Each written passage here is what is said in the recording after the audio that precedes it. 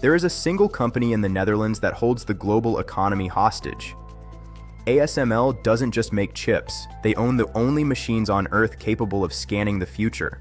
Today, we reverse engineer the atomic gatekeeper. Without ASML's EUV machines, there is no AI, no sovereign clouds, and no advanced weaponry. They have engineered a technical moat so deep that even the world's superpowers are forced to pay the lithography ransom. This is vertical brutality. By controlling the IP of light itself, ASML has created a mechanical moat that makes the traditional tech monopoly look like a child's sandbox. If you want to compute, you must pass through their lens. The silicon age is built on a single point of failure.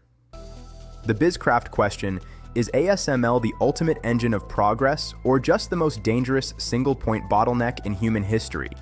Join the craft. Subscribe to Learning BizCraft. Join the craft as we continue to reverse engineer the invisible systems of global commerce. Subscribe to Learning BizCraft.